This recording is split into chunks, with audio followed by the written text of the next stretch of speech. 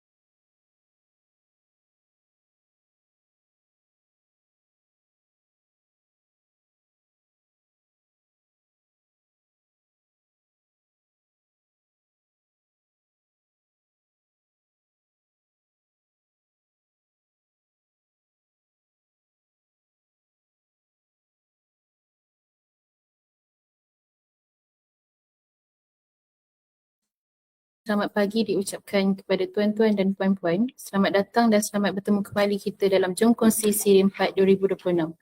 Untuk makluman semua, Jom Kongsi Siri 4 2026 turut bersiaran turut bersiaran langsung kepada tuan-tuan dan media sosial. Selamat datang dan selamat bertemu kembali kita dalam Jom Kongsi Siri 4 2026.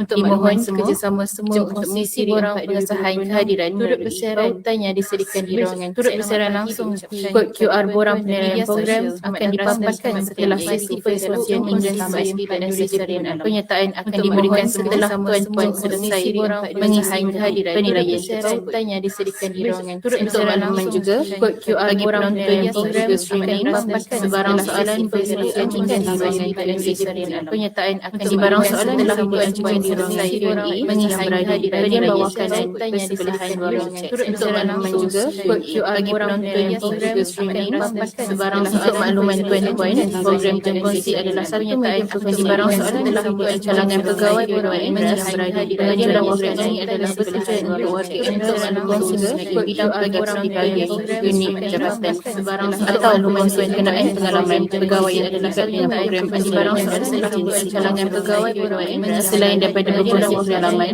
program ini juga adalah salah satu wadah bagi meningkatkan daya pelajaran jabatan atau kalangan berkenaan pengalaman pegawai yang adalah dengan program sebarang soalan. Jadi tuan-tuan dan puan-puan selain daripada beberapa pengalaman pada hari ini akan disampaikan oleh teknologi Dr. Abdul Hakim Rani bin Abdul Rahim, pengurus projek nasional AASCD, Malaysian Green Technology and Climate Change Corporation MGTC, yang bertajuk Adakah Kenderaan Elektrik EV Alternatif Terbaik untuk Mitigasi Perubahan Iklim. Untuk sesi kali ini juga terdapat sesi lawatan kenderaan EV dan stesen pengecas bermula jam 11 pagi hingga 12 tengah hari di blok F11 NRES. Bagi tuan-tuan dan puan-puan yang berada di sekitar kompleks F adalah dijemput hadir ke sesi lawatan tersebut. Tanpa melengahkan masa lagi, saya persilakan Encik Muhammad Hidayatullah, Timbalan Setiausaha Bahagian Seksyen Dasar Inisiatif Lestari Bahagian Perubahan Iklim NRES selaku moderator kita untuk meneruskan sesi Jom Kongsi pada hari ini. Dipersilakan. Saya persilakan Encik Muhammad Hidayatullah, Timbalan Setiausaha Bahagian Seksyen Dasar Inisiatif Lestari Bahagian Perubahan Iklim. Bismillahirrahmanirrahim. Assalamualaikum warahmatullahi wabarakatuh. Selamat pagi, salam sejahtera. Tuan-tuan dan puan-puan yang saya hormati sekalian. Terima kasih kerana sudi hadir ke program Jom Kongsi Siri 4 tahun 2026. Alhamdulillah pada pagi ini, pada hari yang penuh barakah ini, kita akan mendengar sedikit sebanyak perkongsian berkenaan satu tajuk yang agak panas pada program hujung-hujung ataupun awal-awal bulan ni, Doktor, sebab hari itu kita digegarkan bahawasanya berkenaan dengan teks EV, harga EV akan meningkat. Tetapi pada pagi ini kita akan dengar sedikit perkongsian sama ada kereta EV ataupun kereta elektrik car yang kita pakai ataupun yang orang lain pakai itu adalah satu alternatif yang terbaik untuk kita mitigasi perubahan iklim. Tuan-tuan dan puan-puan yang saya hormati sekalian, seperti mana yang diperkenalkan oleh saudari pengacara majlis tadi, penceramah kita ataupun perkongsi kita pada pagi ini adalah Dr. Abdul Hakim bin Abdul Rahim, pakar EV kita daripada MGTC. Dan tajuk ni apabila kita bercakap berkaitan dengan perubahan iklim, biasanya ada dua perkataan yang kita akan dengar.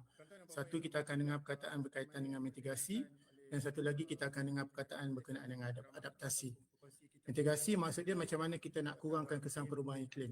Apa kesan-kesan perubahan iklim? Sebagai contoh, semakin hari cuaca semakin panas, banjir boleh berlaku pada bulan 3, pada bulan 4 dan banyak lagi. Dan manakala adaptasi pula adalah macam mana kita nak menyesuaikan diri kita dengan kesan kepada perubahan iklim tu. Sebagai contoh, katakanlah kalau kita nak macam mana kita nak adaptasi, nak faham perkataan adaptasi itu adalah kalau kita pergi kerja jam, so kita memang by hook or by crook memang kita akan hadap dengan jam tu, maka kita naiklah public transport. So itu adalah satu usaha kita lah untuk kita adapt, kita sesuaikan dengan jam tu. So kalau dari segi perubahan iklim, apakah aktiviti-aktiviti yang menyesuaikan diri kepada perubahan iklim tersebut. Dan perkara ini akan diterangkan dengan lebih panjang oleh Dr. Hakim sebenarnya. So saya rasa tanpa melengahkan masa, saya mempersilakan Yang Berbahagia Dr. Hakim. Cuma sesi kali ini kita agak agak unik sikit sebab seorang penceramah, satu ada seorang moderator. So kalau tiba-tiba lepas ni moderator mencelah tu nasib lah Dr. Hakim. So dipersilakan. Assalamualaikum warahmatullahi wabarakatuh. Selamat pagi tuan-tuan dan puan. Saya Hakim daripada Malaysia Green Technology and Climate Change Corporation, MGTC. Saya akan berkongsi saya punya slide dengan tuan-tuan dan puan. Diharapkan dapatlah perkongsian ini dapat memberikan sedikit sebanyak penambah pengetahuan lah tentang EV dan juga apa benda-benda yang sesuai untuk kita buat untuk mitigasi perubahan iklim. So sebelum saya teruskan, kalau boleh saya tanya dulu, tapi kalau saya tanya orang lain memang orang lain tak boleh jawab. Sebab saya tanya moderator. Moderator seorang saja yang boleh cakap kat sini. Iaitu negara kita dengan bersama-sama dengan beberapa negara lain telah mengadakan perjanjian untuk cuba untuk mengurangkan pelepasan karbon kita dan sebagainya, sebab kita nak kontrol suhu supaya suhu bumi ni tidak melebihi berapa darjah Celsius tuan. 1.5 ke 1.5 betul. Betul. Dapat hadiah tak? Betul. Hadiah nanti boleh tuntut di bawah. Okey. Okey. Kalau untuk makluman tuan-tuan dan puan semua,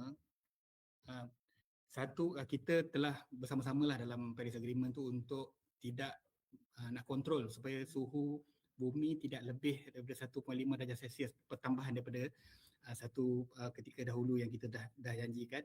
Tetapi sekarang ni kalau kita tengok dekat dalam gambar yang saya tunjukkan ni tuan-tuan, di belah kiri atas tu, global temperature pada tahun 2023 telah naik melebihi 1.17 darjah Celsius.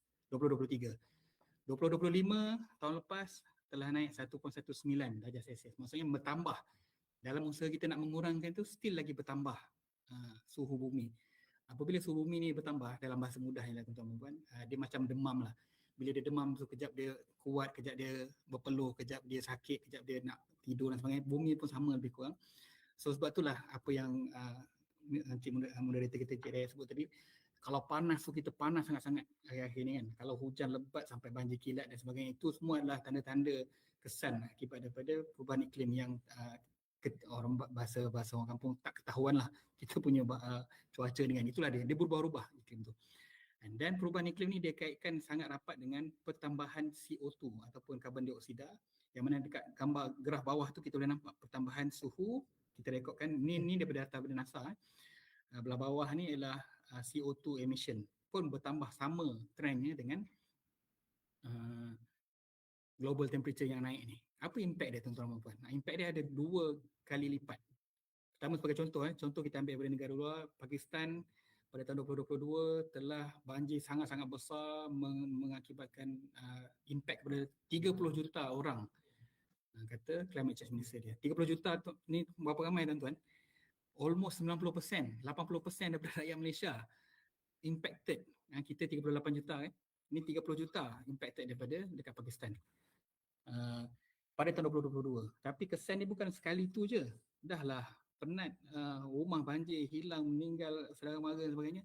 2024 impact seterusnya ialah kepada food security ataupun keterjaminan makanan. Sebab hari tu banjir itu dah menyebabkan rosak habis pertanian, perikanan dan sebagainya, sampai akhirnya ada masalah food security. Tak share slide? Saya tak share slide.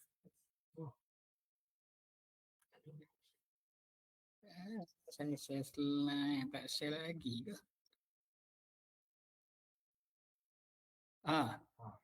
Baru nampak, nasib baik ada.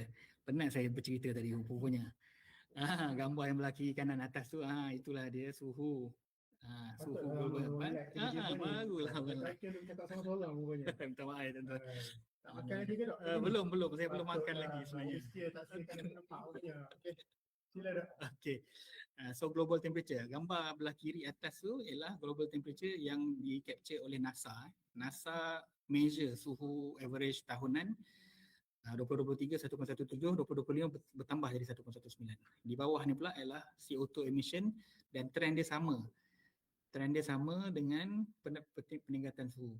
Adalah satu ketua negara baru-baru ni yang baru naik jadi ketua negara yang besar lah. Dia kata climate change ni semua sembang tipu je sebenarnya nak ambil duit dan sebagainya. Kita tak boleh sebut. Kita tak boleh sebut negara tu. Tak boleh sebut. So tapi kalau betul ke tak betul, kalau kita nampak trend yang sama dekat bawah, atas dan bawah tu, bawah atas tu suhu, bawah tu CO2 emission, dan kalau tak betul pun kita perlu usaha something untuk kita bantu kurangkan suhu perubahan iklim ni lah. Kalau dekat Malaysia pula, kita pun tahulah, ni berita-berita terkini tahun ni memang setiap kali saya tekan next dia tak ni okey. Saya kena buat macam mana ni rupanya. Inilah kot.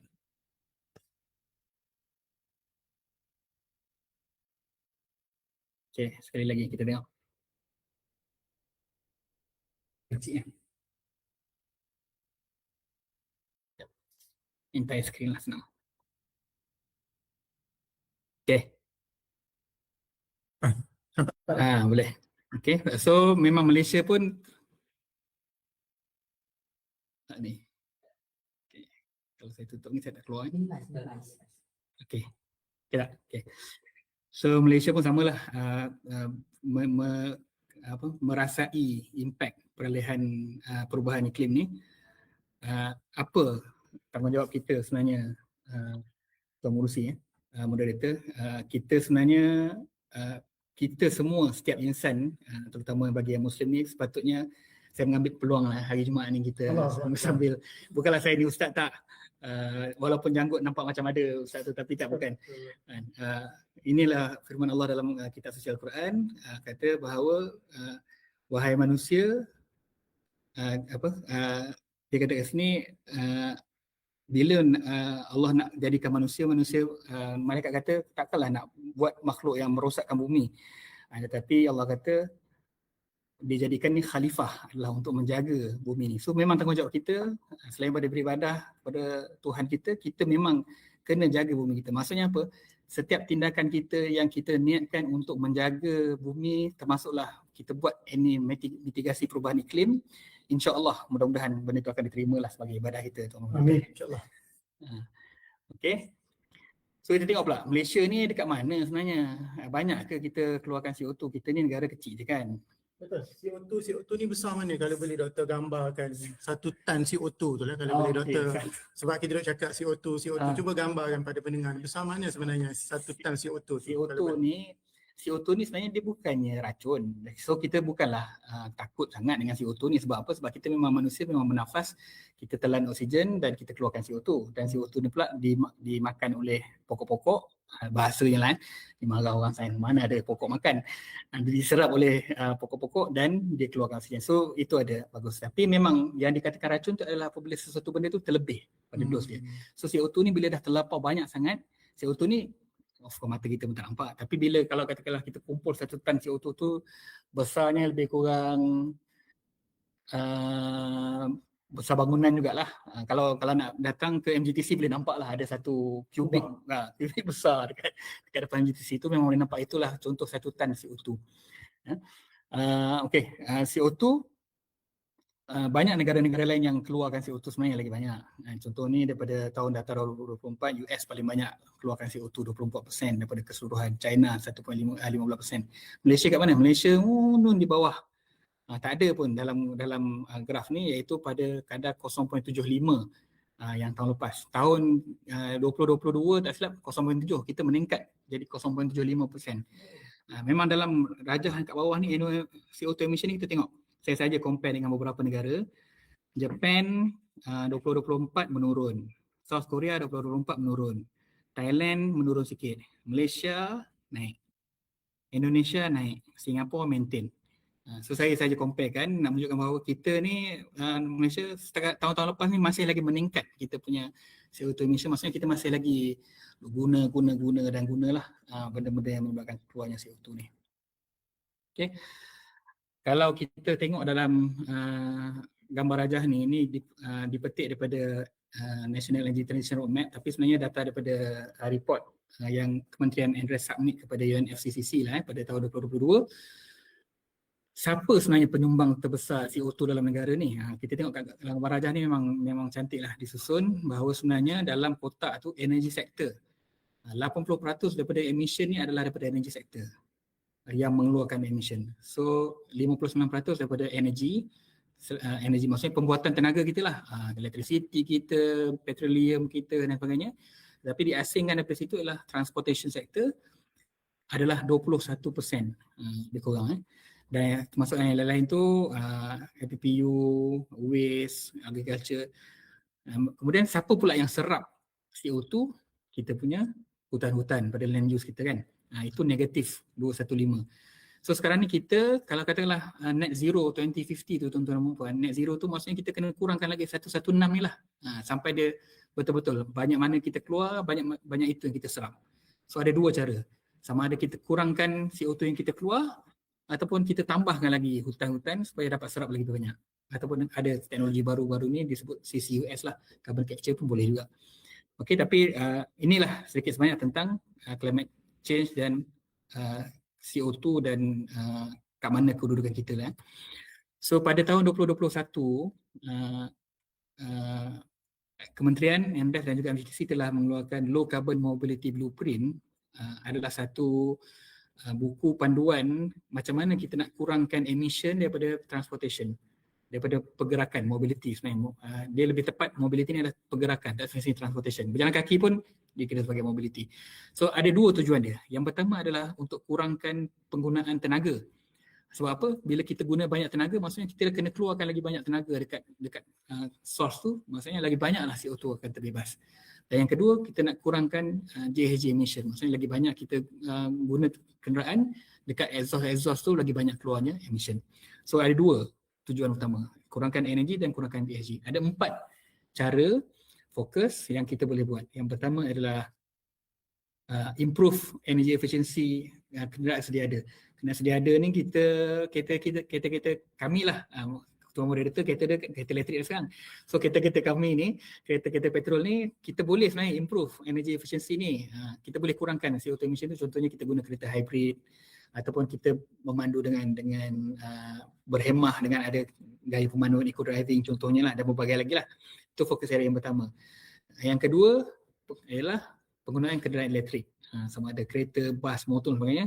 Nanti kita akan cerita lebih mendalam lah. Pada hari ini kita akan cerita lebih mendalam tentang B ni. Yang ketiga adalah kita guna tenaga alternatif. Sebagai contohnya adalah biodiesel, biofuel dan juga hidrogen. Benda yang ada yang lama, ada yang baru. Dua-dua ni, biodiesel dan hidrogen ni sebenarnya teknologi ni dah lama disebut tapi belum sampai lagi dia punya kematangan tu di Malaysia. Dan yang keempat, mode shift. Ni mode shift ni kita kena beralih daripada daripada kenderaan yang contohnya macam kenderaan persendirian kepada kenderaan kongsi, contohnya public transportation, ataupun macam dulu-dulu kita carpool, berkongsi kereta, ataupun selama ni nak pergi surau dekat lebih kurang 400 meter pada rumah pun kita pergi naik kereta, kali ni kita pergi naik basikal. Dia tak keluarkan emission, ataupun kita guna skuter elektrik ataupun jalan kaki, lagi bagus. Setiap langkah mendapat pahala contohnya tuan kereta. Okay. So 4 ni lah. So hari ni kita akan sentuh sikit pasal A dan lebih banyak kita akan sembang pasal B lah. Okay, pasal A. Untuk kita increase energy efficiency ni, IC efficiency ni, ini adalah contoh-contoh lah. Sebenarnya dalam enjin kita ada 3 perkara yang kita kena perhatikan lah. Yang pertama adalah input, apa benda yang kita masukkan. Yang kedua adalah proses, macam mana cara benda tu berfungsi, dan yang ketiga adalah output. So input ni saya susun dekat sebelah tu adalah ikut mana lebih bagus dia duduk di bawah, yang mana lebih bersih dia duduk di bawah. So maksudnya diesel paling tak bersih lah. Kemudian diikuti petrol, natural gas, biodiesel dan hidrogen paling bersih. Diesel paling mahal kan? Yang paling mahal pun ya juga. Tapi waktu saya buat ni dia taklah ikut mahal sekarang. Sekarang lagi mahal. So bila dalam kereta kita tu ICE ni ataupun internal combustion engine ni dia sebenarnya bakar petrol tu. Setiap kali terbakar maka terbebaslah benda-benda bendasing, sama ada particulate matter ke ataupun CO2 dan sebagainya. So kalau lagi bagus, efisien pembakaran tu berlaku, lagi baguslah, kuranglah CO2. Itu cara yang pertama. Dan cara yang kedua, kita kena ada filter kat bawah tu. Kita tapis benda-benda yang boleh keluar. Tapi nak tapis CO2 ni agak susah lah. Tapi kita boleh lah tapis benda-benda lain, contoh macam particulate matter ataupun zarah-zarah kecil yang terlalu kecil yang tak nampak di mata tu kan. Benda ni walaupun dia tak impact kepada climate change, tetapi dia impact pada pernafasan kita. Okey, pernafasan kita. Ini contohnya benda-benda yang terbebas daripada enjin kenderaan petrol daripada diesel dan sebagainya ini. Selain daripada CO2 dia juga keluar NOx, CO, PM dan sebagainya. Nauzubillah, tuan-tuan, kita ada dengar dah banyak dah kes orang yang meninggal di dalam kereta sebab tidur disebabkan oleh dia menyedut CO tu lah, carbon monoxide yang disebabkan oleh kebocoran dalam sistem kenderaan dia. So ada risikonya jugalah CO penggunaan kereta ICE ni, dan impact dia kepada negara kita bukannya sedikit. Banyak kes-kes yang mati disebabkan oleh masalah pernafasan disebabkan oleh inilah, masalah disebabkan oleh asma contohnya, ataupun sakit paru-paru dan sebagainya lah disebabkan oleh ini. Kalau tuan-tuan kita boleh bayangkan kita ambil anak balik sekolah semua parent duduk dalam kereta. Semua parent duduk dalam kereta, enjin on.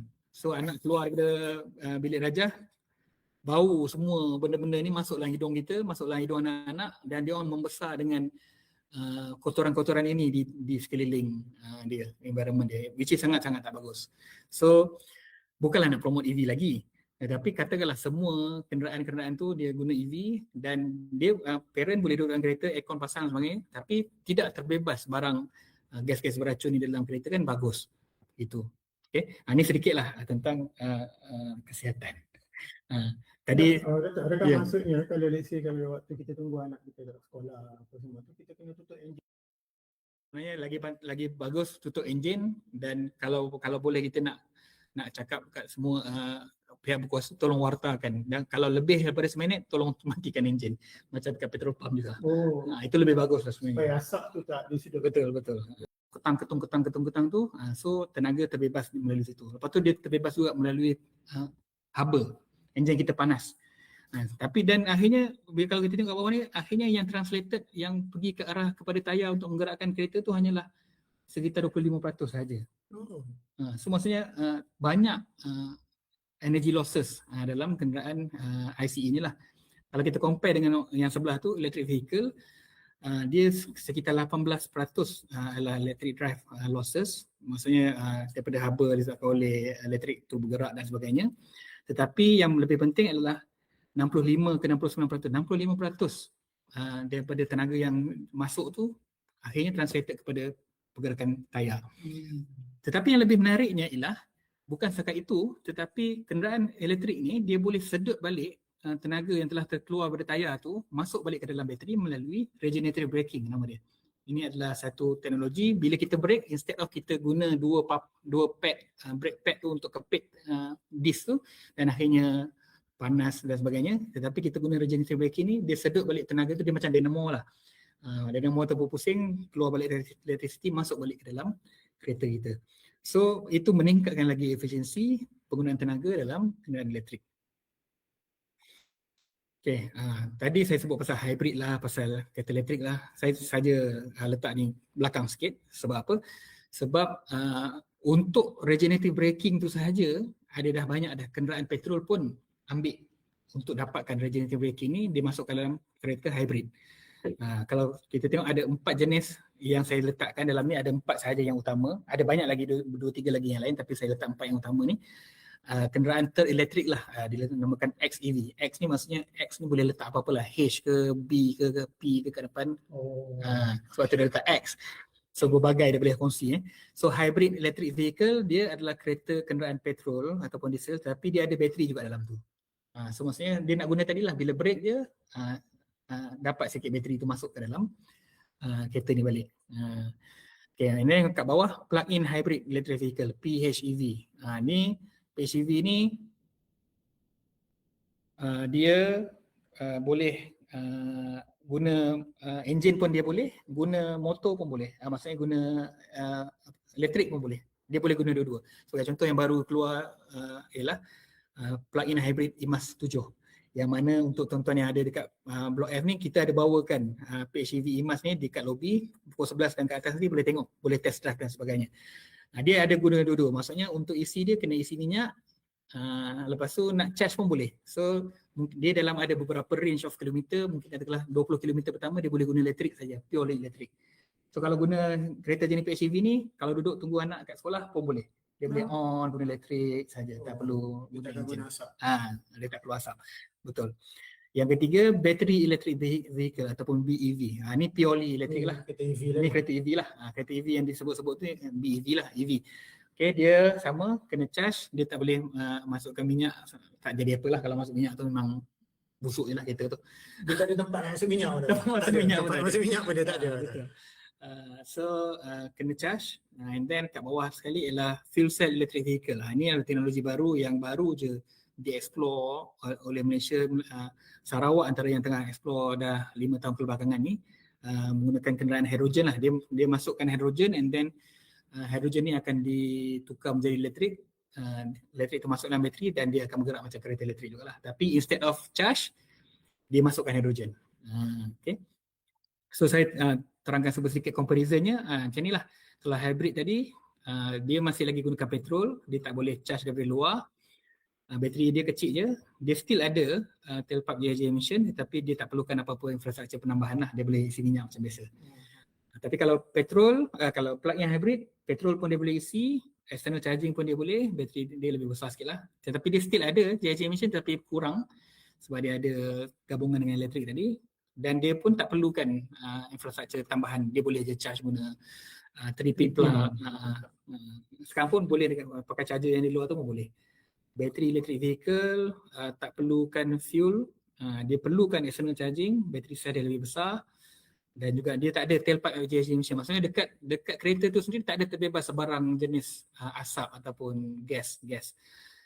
Tapi dia memerlukan infrastruktur, dia kena ada charger tambahan lah, sama ada di rumah ke ataupun public charger di luar. Manakala yang last sekali, fuel cell ni dia menggunakan fuel ni, kita kena top up hidrogen lah, kita kena masukkan hidrogen, dia tak payah charge.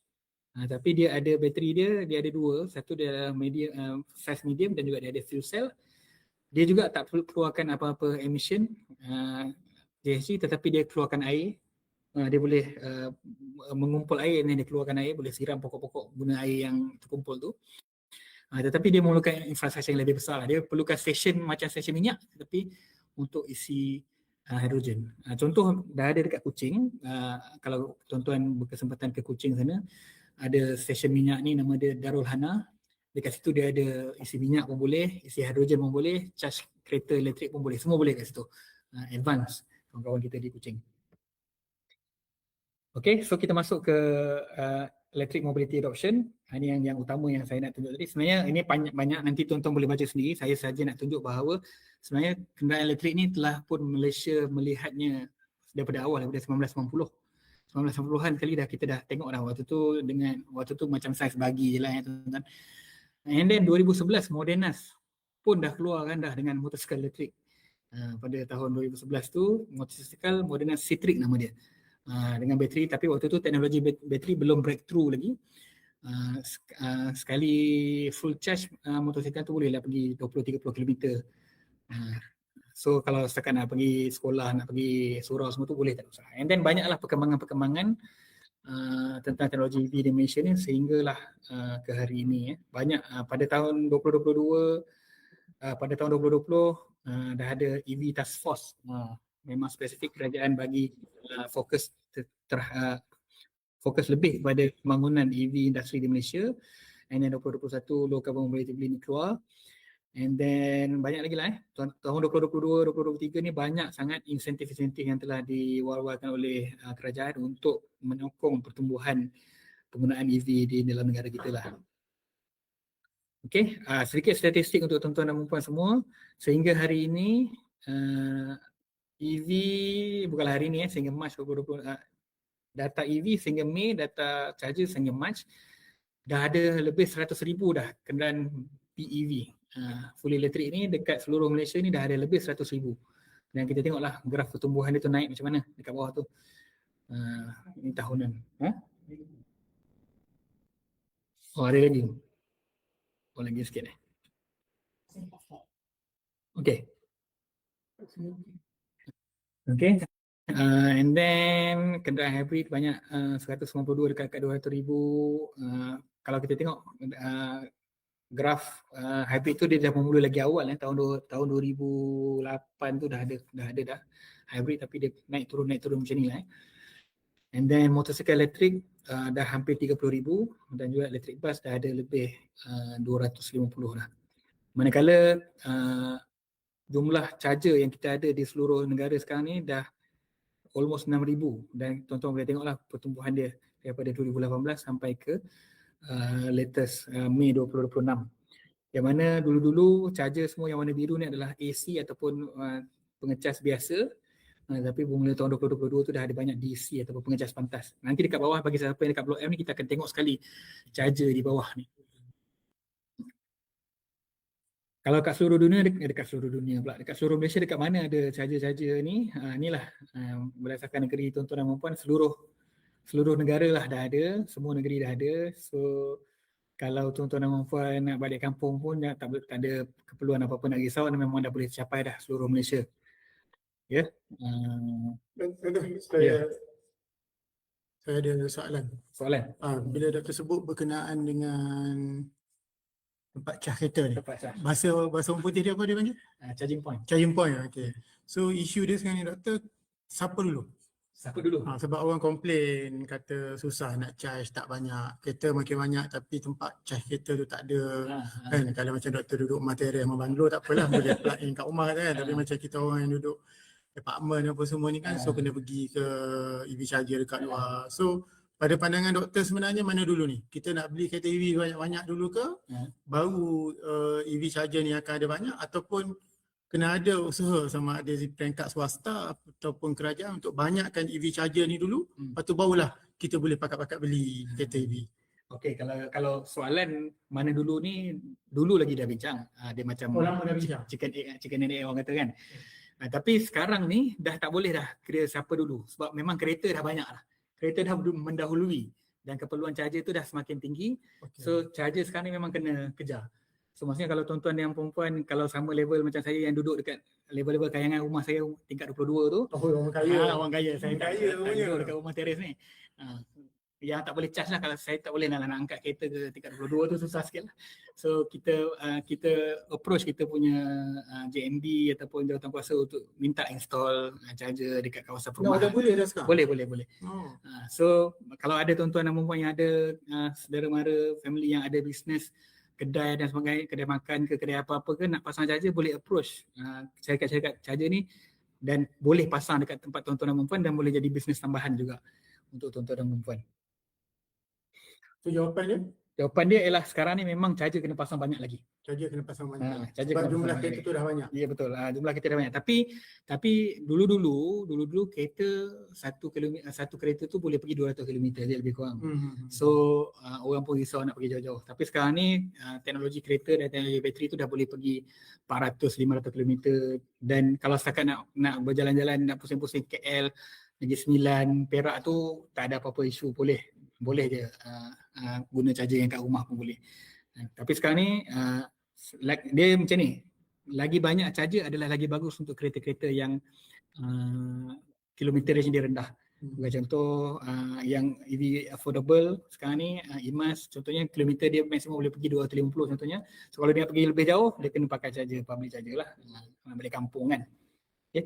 Ramai juga ni dululah ramai juga yang kata tak bolehlah beli EV nak balik kampung, susah nak balik kampung. So, saya pun tanyalah, balik kampung berapa kali setahun? 2 tahun sekali. 2 tahun sekali baru balik kampung.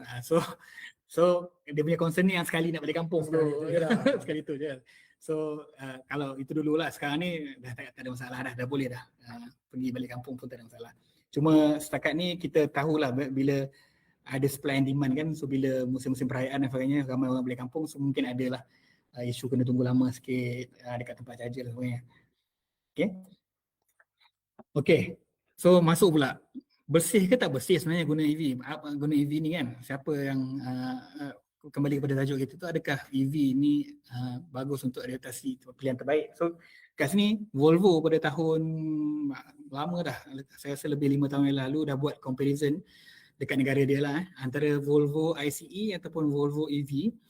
Dekat graf ni dia boleh tunjuk emission yang pelepasan CO2 yang telah dikeluarkan pada setiap peringkat. Maksudnya waktu nak manufacturing, nak pembuatan bateri, lepas tu semasa penggunaan, semasa nak perpusat, semua ni dia kumpulkan. So semua proses-proses ni dia compare Kalau guna ICE banyak ni 59 tan CO2 equivalent pelepasan per kilometer. Tapi kalau guna electricity 50 tan sahaja, maksudnya lebih kurang dia punya emission.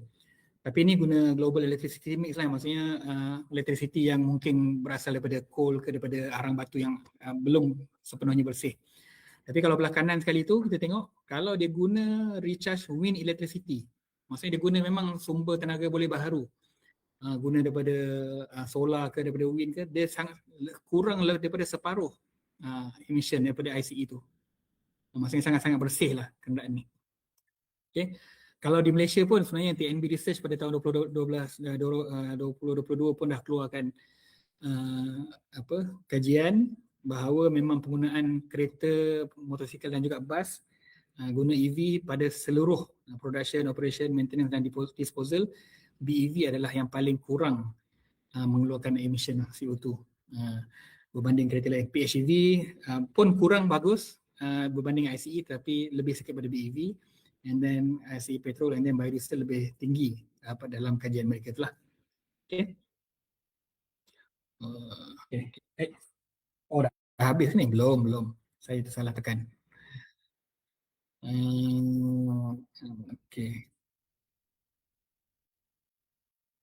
Okay, kalau dekat Malaysia pun sebenarnya dah ada banyak dah inovatif and climate friendly charger yang lebih bersih contohnya. Kalau belah kiri atas sekali tu kita boleh tengok ni adalah charger yang ada solar panel dekat atas bumbung tu, and then dia simpan tenaga tu dalam bateri, and then bateri ni boleh guna untuk charge kereta. So maksudnya kalau guna tenaga yang macam ni memang fully bersih lah. Memang green sangat lah perjalanan setiap kilometer dia tu. Okay. And then dekat bawah ni contoh inovatif lagi adalah power bank bergerak. Betul. Okay. So kita tak perlu bimbang lah. Sebenarnya tak perlu bimbang. So kalau EVC dengan Gentari dengan beberapa company dah bekerjasama untuk dia punya user dia, kalau ada apa-apa isu breakdown, tak ada elektrik ke dekat bateri dia dah habis bateri dan sebagainya, boleh mobile charger ni akan pergi charge lah. Dan juga yang belah kanan ni pun yang terbaru sekali, baru je 3-4 bulan lepas, charger macam ni juga, dia mobile juga tapi untuk macam kawasan-kawasan yang susah nak allocate parking untuk charging point. So boleh buat macam ni. Benda ni yang bergerak sendiri, macam robot. So kereta tunggu, bateri yang datang untuk charge kereta tuan-tuan dan puan. So ni semua innovation terbaru lah tentang charger ni. Ada beberapa jenis charger lah saya tak nak lah go mendalam, tapi boleh kata ada 4 mode charge ni yang dibenarkan. Ada type of connection ni AC, dia boleh bagi supply dengan power adalah daripada 2 sampai 22. DC ni yang lebih laju lah, direct current, dia boleh pergi 30 sampai ke 350. Yang lagi dekat bawah nanti kita akan boleh tunjuk terangan dengan lebih lanjut lah. Tapi sekarang ni Malaysia dah ada standardize kan untuk negara ni, siapa-siapa nak jual kereta hanya boleh guna adapter yang macam ni saja dekat kereta dia. So tak adalah orang ada isu macam Tesla dia. Macam awal-awal dulu ataupun macam handphone kita lah pakai charger apa, type C lah, type A, B, M semua dan sebagainya. So sekarang ni dah di-standardize kan. Okay. Sebenarnya jenis charger ni pun bergantung. Kalau tuan-tuan nak tinggalkan kereta tu lama dekat satu tempat tu, guna slow charger saja ataupun AC charger. Sebab apa? Sebab dia lebih murah, lebih mudah dan lebih kita nak, contohnya kalau kita pergi pasar pagi kan. Pergi pasar pagi pula, pasar raya, saya sebenarnya nak pasar raya. So kita tinggal and then kita charge, kita nak spend masa lebih kurang 1 jam lah dalam tu nak beli barang semuanya. Tapi kalau kita pakai DC charger, 20 minit dah penuh, kita nak kena pergi alih pula kereta sebab nak bagi peluang untuk orang lain pula guna kan. So kalau pakai AC charger, kita boleh tinggalkan je lah sejam kat situ, tak ada pun masalah. Sambil-sambil kita shopping, bateri pun diisi. Okay. Ini salah satu contoh lagi innovation yang terbaru oleh Universiti Malaysia Pahang, MPSA. Buat charger dekat tiang lampu. Tiang lampu, tiang elektrik. Boleh. So dia orang tengah dalam mode research sekarang ni, dan tak lama lagi dia akan perkenalkanlah tu kepada orang awam. So pergi je dekat mana-mana tiang, mungkin boleh lah macam ni untuk charge kereta-kereta kita kan. Kuasa yang boleh dibekalkan sehingga 7 kW. Which is Jadi AC ni nak IC lambat lah, ni. IC lah. Dan yang juga sedang dibuat research antaranya dia macam handphone kita jugalah ya, wireless charger. So maksudnya tak payah nak plug-plug dah. Bila parking dekat tempat parking kita tu terus dia charge. Untuk macam gambar belah kiri sekali ni seolah-olah macam handphone kita pun samalah. Handphone kita sekarang ni ada juga yang main letak je dah boleh charge, tak payah cucuk kabel. So sama juga. Kalau yang belah kanan, gambar belah kanan tu dia punya idea dia adalah untuk sepanjang jalan tu sambil charge. Tapi ini baru peringkat idea lah. Yang belah kanan tu. Okey, ni gambar-gambar motosikal elektrik yang sedang digunakan di seluruh negara kita. Banyaklah pos Malaysia antara yang mempelopori penggunaan motosikal fleet. Kita juga di bawah program AICT kita ni, kita juga ada buat demonstration hari tu untuk guna motosikal elektrik ni test selama 2 bulan. So saya akan share sikit lah sekejap lagi pasal benda tu. Cuma nak tunjuk untuk kategori motosikal, kita punya performance of motosikal tu masih lagi agak rendah lah berbanding motosikal petrol. Kalau kita tengok performance dari segi hal laju, motosikal biasa, motosikal Moderna Skris tu pun boleh pergi 120 km sejam kan, agak laju dengan harga yang murah. Tapi motosikal elektrik ni harga dia agak mahal dan juga dia tak boleh pergi laju sangat, 100 km per jam saja maksimum dia boleh pergi. So mungkin sebab itulah kadar adoption of EV motosikal ni dekat negara kita ni agak rendah lah. Dan juga dia pun ada beberapa jenis teknologi lah, sama ada charge terus ke ataupun nak swap bateri kan, main tukar bateri je lagi laju pun boleh juga. So dia adalah teknologi yang sedang evolve lah untuk motosikal elektrik ni. Pada tahun lepas dan 2 tahun lepas government dah introduce Mari Charge. Siapa nak beli motosikal EV boleh dapat rebate daripada government sebanyak RM2,400, tapi dah tak ada dah. Tapi itu antara yang spur yang telah menyebabkan orang ramai nak beli motosikal elektrik ni. Inilah kita punya demonstration yang kita buat pada tahun lepas. Dia keputusan dia adalah memang viable untuk pengguna, apatah lagi gig rider, Shopee, Grab dan sebagainya untuk guna untuk penghantaran di seluruh kawasan, terutamanya kawasan-kawasan yang ada charger dekat sekitar tu, ada battery swapping dekat sekitarnya. Maklum-maklum lanjut boleh nanti kita akan share dalam website MGTC. Okey, ini pula bas. Bas elektrik pun kita dah ada banyak pakai dan kita dah tengok lama dah sebenarnya. Dekat KL, dekat Kota Baru pun ada bas elektrik lah ni. Ada. Tu bas Mutiara. Bas elektrik yang dikilangkan di KL, di Puchong. Itu lawatan kami ke syarikat bas elektrik itulah. Hari tu pun ada. Sangat-sangat bagus lah. Kita pun tahu dulu-dulu punya iklan ataupun dulu-dulu kita experience naik bas ni, bila bas yang kita tunggu tu tak sampai lagi tapi bas lain dah datang. Bila orang naik, bas tu pun jalan, vroom, keluar asap penuh muka kita yang tinggal dekat stesen bas tu. Kan, hitam habis. So sekarang ni dah tak ada lagi dah isu-isu macam tu. Dari segi maintenance sebenarnya, ni kami compare 2 kereta yang sama oleh Hyundai. Dia keluarkan model yang sama tapi satu EV, satu ICE. So kita boleh tengok side by side comparison, sebenarnya maintenance EV ni sangat-sangat rendah berbanding ICE. ICE ada lagi banyak benda nak kena fikir, setiap berapa kilometer nak kena tukar, EV tak pun.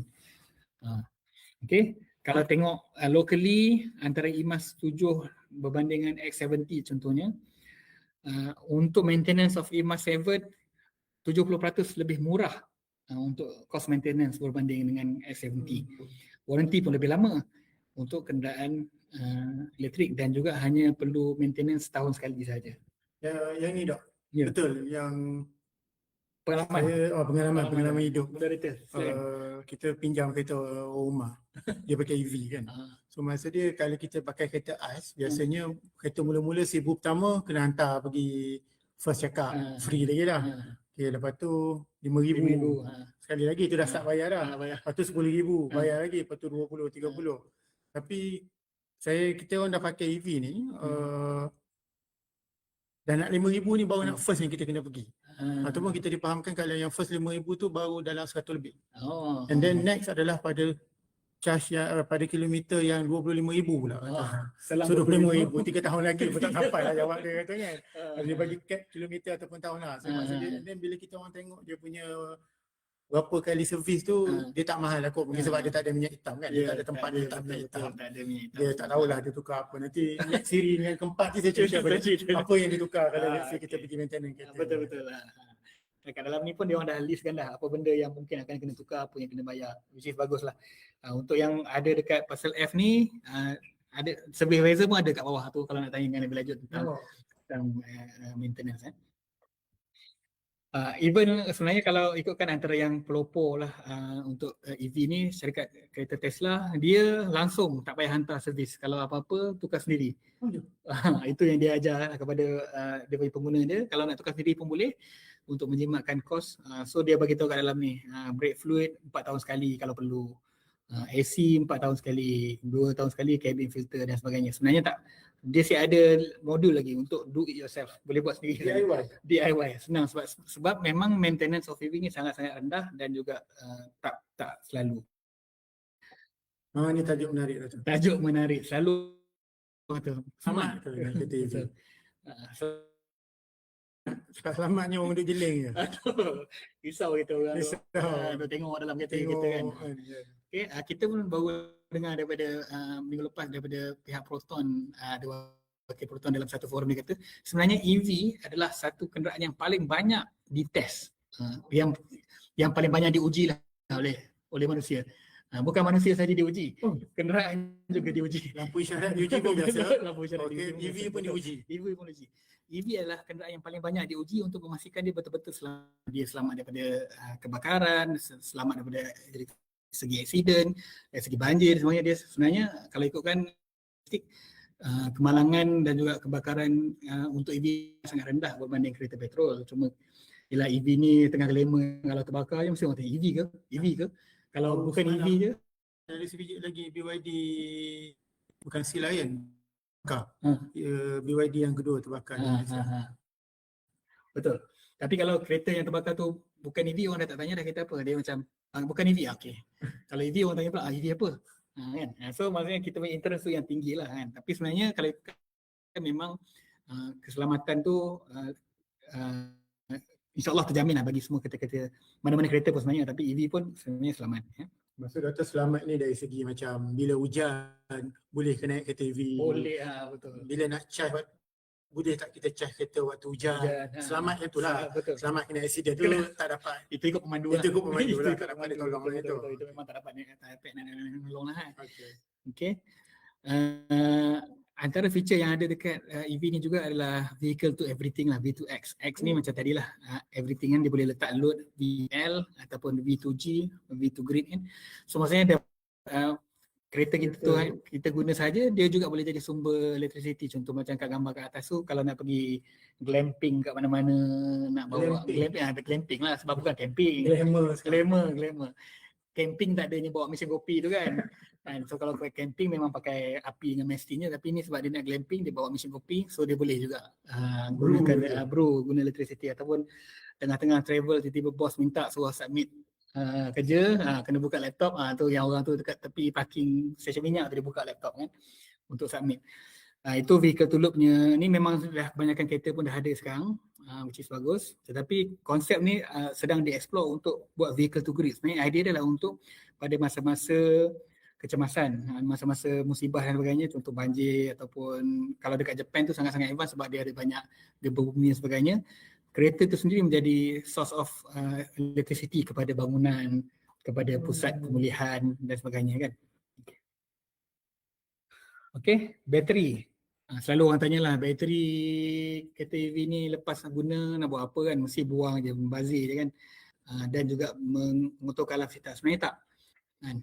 Bateri ni sebenarnya boleh digunakan lagi selepas daripada guna dekat EV, katakanlah dah turun dah 70% dah macam tak sesuai untuk guna dalam kereta, kita pun tukar bateri baru.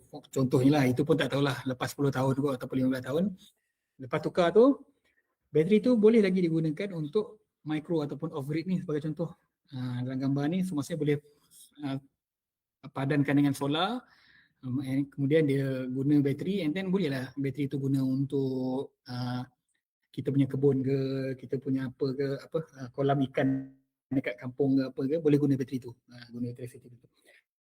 Power bank tadi pun, mobile charger tadi tu pun kita tengok dibina daripada bateri terpakai, bateri kereta EV yang terpakai, which is menyambung lagi hayat dia dan mengurangkanlah CO2 emission.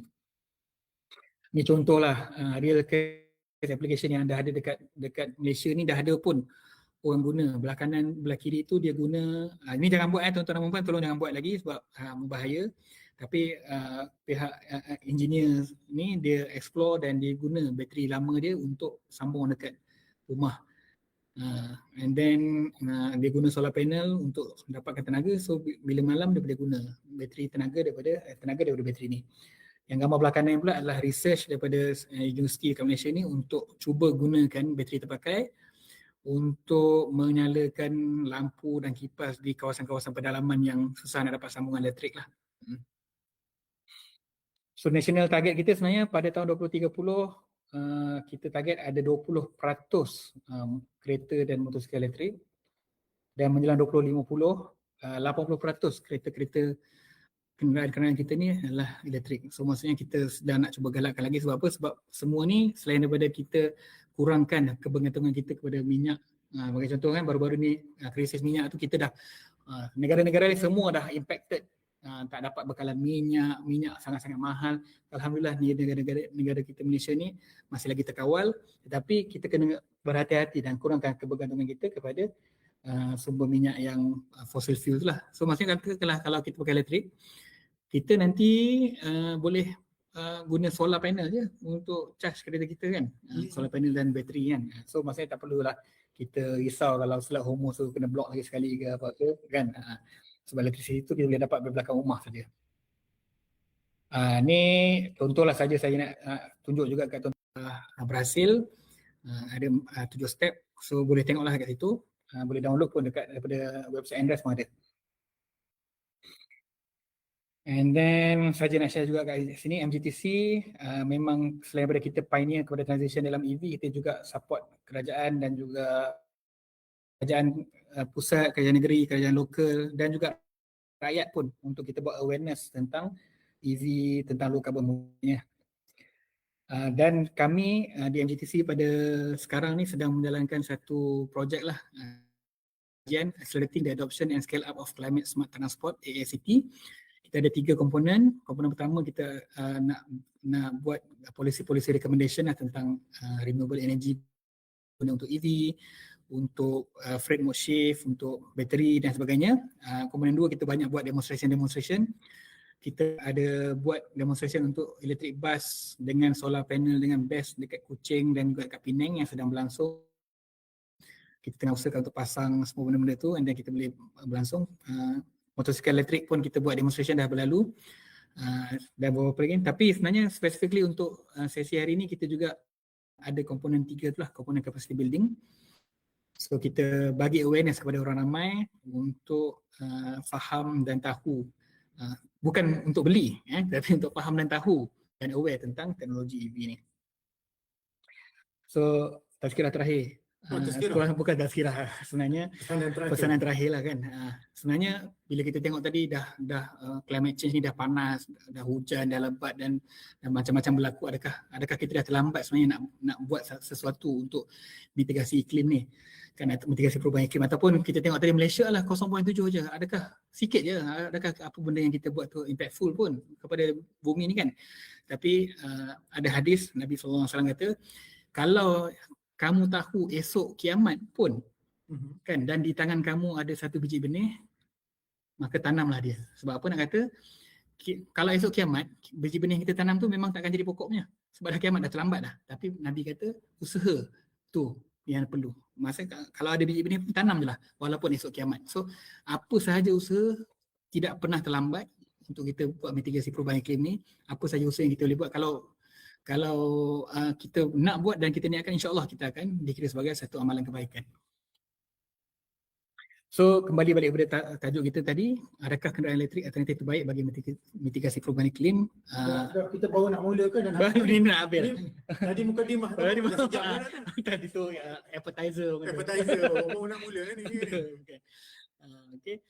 So tuan-tuan pun tahu memang kita dah bincangkan tadi memang kenderaan elektrik antara alternatif terbaik lah bagi mitigasi perubahan iklim. Cuma sekarang ni persoalan mitigasi poket lah. Mitigasi poket kita tu lah yang kita tahu sama ada kita, kalau kita tak mampu EV, kita pergi kepada hybrid kan, kepada PHEV, kepada hybrid biasa. So yang penting usaha tu kena ada. Kalaupun tak mampu lagi sekarang, kita dah kena ada niat dah pada satu hari nanti, kalau aku mampu nanti aku akan usaha untuk buat something untuk mitigasi perubahan iklim ni. Jadi itu saja Tuan Moderator. Saya kembalikan baliklah kepada Tuan Moderator. Kalau Tuan Moderator pula nak bagi tazkirah sebenarnya jemaah ni. Terima kasih banyak Dr. Abdul Hakim atas perkongsian kita berkenaan dengan kereta EV.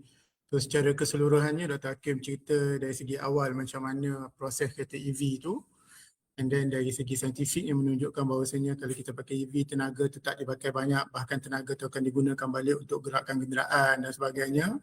So Dr. Hakim juga explain kepada kita memang ada dari segi saintifiknya bahawasanya penggunaan kereta EV ni akan membantu usaha kita untuk mengurangkan kesan daripada perubahan iklim ni.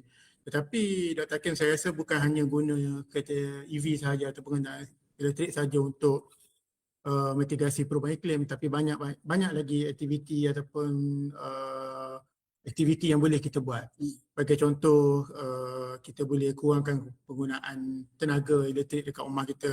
Kita jimat guna air, kita recycle sampah kita kompos balik dan sebagainya. And then kalau paling malas pun kita jalan kaki lah. Ataupun naik kereta, naik bas. Yang saya sendiri tak buat jalan lah, naik bas, naik LRT apa semua kan. Tapi maksud dia, kalau kita tak mampu buat kata Dr. Hakim, at least kita ada niat. Tapi kita ada lagi cara-cara lain untuk kita memastikan. Kita tak nak satu hari nanti tuan-tuan dan puan, anak cucu cicit kita akan kata ni salah atuk kita ni dulu, tak menjaga alam sekitar, akhirnya kesan dia yang akan merasa nanti. So tuan-tuan dan puan, kami rasa setakat ni sahaja masa yang diberikan kepada kami. Tetapi untuk siapa yang berada di sekitar pasal F, especially di F11, kita ada beberapa buah kereta EV, kita ada Tesla, kita ada Imas 5, kita ada Imas 7 dekat bawah untuk kita tengok. Dan Dr. Hakim akan berbesar hati share dengan kita secara teori pula part of kereta dan juga macam mana kita nak charge kereta EV. Semudah ABC ke ataupun complicated?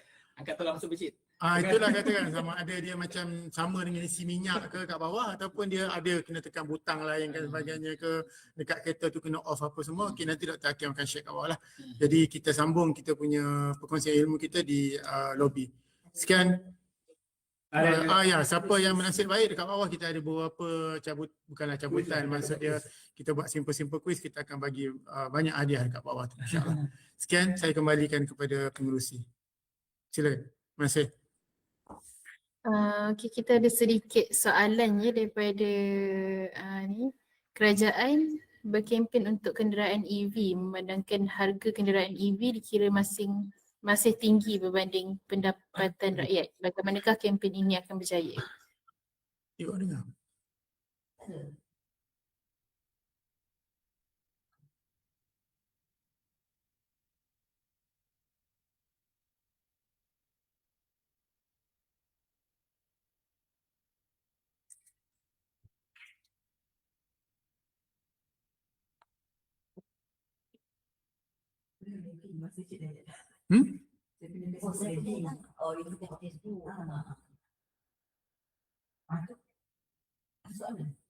Soalan dalam chat ni tak ada.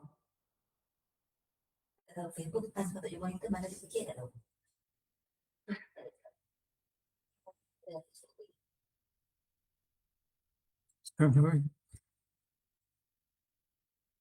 Macam ni panggil moderator.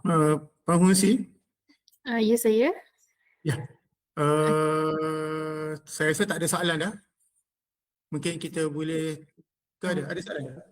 Oh, ada. Ada soalan. Ada soalan? Saya baca soalannya. Boleh? Okey. Okey. Saya baca soalan. Kerajaan berkempen untuk kenderaan EV memandangkan harga kenderaan EV dikira masih tinggi berbanding pendapatan rakyat. Bagaimanakah kempen ini akan berjaya? Kempen sebenarnya kalau ikutkan soalan tu dulu sangat-sangat valid sebab dulu orang kata EV ni adalah untuk orang kaya-kaya saja. Tapi sekarang alhamdulillah lah kita dah tengok harga-harga EV yang marhai ni telah pun mula masuk ke dalam negara kita, terutamanya EV-EV yang dikeluarkan oleh syarikat nasional lah, P1, P2, dan baru je Proton dah launch dan EMAS 5 dan EMAS 7 yang saya rasa sangat-sangat affordable, dan Pro 2 pun baru je follow dengan baru je minggu lepas announce semula harga QVE yang lebih 63,000. betul Tanpa bateri. 63,000 tanpa bateri. Dan juga 80,000 dengan bateri. So maksudnya bukan tanpa bateri tu bukannya beli isi bateri sendiri ya. Bukan. Sewa bateri. Which is sebenarnya 60 dan juga dengan sewa bateri tu agak berbaloi sebenarnya dalam tempoh jangka masa panjang. Okey. Baik, untuk soalan kedua, dia ada dua soalan. Soalan pertama dari tinjauan saya, walaupun kereta elektrik ada banyak manfaat, tetapi dari segi maintenance, bila nak tukar bateri EV, full EV bukan murah, beribu ringgit kos penukaran. So the uptake may be slower. What about recycling the old EV batteries? Okay, itu dah dua-dua soalan lah. Okay. Ya, betul. Pertamanya tentang bateri yang kena tukar ni, memang orang semua rasa macam bila bateri kena tukar kan. Pertama sekali ialah, kalau saya boleh kongsi, ialah MGTC telah pun menggunakan kereta Tesla sejak pada tahun 2015, dan sehingga hari ini kereta tu dah 11 tahun dan bateri dia masih elok, walaupun dia punya kilometer range tu menurun sikit lah, lebih kurang 20%. So dulu boleh 400 lebih, sekarang 380 kalau full range, which is nak kata dia tidak berlaku selalu lah macam nak kena tukar. Itu yang pertama. Yang kedua ialah memang kereta-kereta EV sekarang ni syarikatnya akan bagi warranty bateri yang sangat lama, 7 tahun, 8 tahun. Maksudnya setakat 8 tahun tu kalau jadi apa-apa, semuanya syarikat akan tanggung, which is not an issue anymore lah tentang risau kena tukar bateri. Tapi sebenarnya orang pun kalau kereta-kereta biasa ICE, orang nak beli, orang tak tanya pun berapa kos kalau nak kena overhaul engine. Dia konsep yang sama sebab dia jarang-jarang berlaku. So insyaAllah secara normalinya bateri tu janganlah dirisaukan. Tapi kalau risau juga, itulah yang Pro 2 buat bateri as a service tu, sewa as a bateri tu.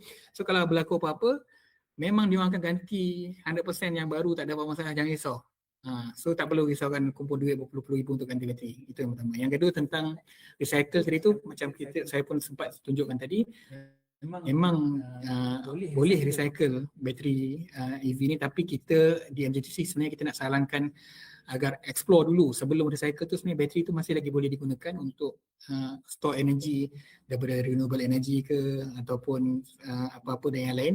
Sebab janganlah kita bazirkan potential bateri tu untuk digunakan lagi.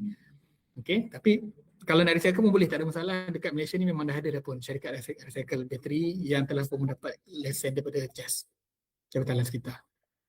Okay. Untuk soalan seterusnya, ada banyak lagi ke soalan ni? Jangan banyak susah sangat. Baik, saya bagi soalan senang. Salam, saya nak bertanya, bagaimana kerajaan menangani lambakan bateri EV ini untuk jangka masa panjang? Adakah kerajaan ada akta atau apa-apa tindakan untuk perkara ini?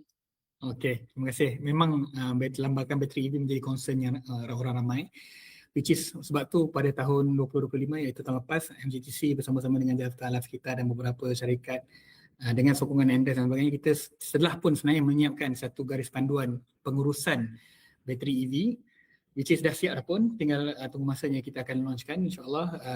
Dalam tu kita bagi tahu lah bateri EV ni lepas habis guna boleh digunakan semula untuk repurpose, macam tadilah masa yang saya cerita, and then boleh repurpose untuk solar, untuk apa sebagainya, and then kalau dah sudah tu boleh di recycle, and then kita juga ada peluang ekonomi yang besar kalau kita boleh buat recycle fully dalaman. Sebab apa? Sebab kita ada dekat Malaysia ada kilang pengeluar bateri dan kita ada kilang recycle bateri. Cuma kita tak ada connection antara recycle dan juga pembuatan bateri baru tu. So benda tu boleh jadi sumber ekonomi yang besar lah untuk negara kita nanti. Okey, baik. Menangkan masa pun sudah cukup. Jadi kita juga akan menjemputlah ada sesi lawatan kenderaan EV dan stesen pengecas bermula jam 11 pagi sampai 12.30 hari di blok F11 NRES. Bagi tuan-tuan dan puan-puan yang berada di sekitar kompleks F adalah dijemput hadir. Terima kasih kepada teknologis Dr. Abdul Hakim atas kesudian berkongsi pengalaman kepada warga NRES dan juga kepada semua warga NRES yang telah menyertai sesi ini. Suka saya ingatkan sekali lagi bahawa kerjasama tuan-puan adalah dimohon untuk mengimbas kod QR borang penilaian program bagi mendapatkan sijil penyertaan tuan-puan. Dengan ini, saya mewakili pihak urus setia mengucapkan terima kasih atas kesudian tuan-puan menyertai Jom Kongsi Siri 4 tahun 2026. Sehingga kita berjumpa lagi pada sesi akan datang. Sekian, Assalamualaikum. Alhamdulillah. Terus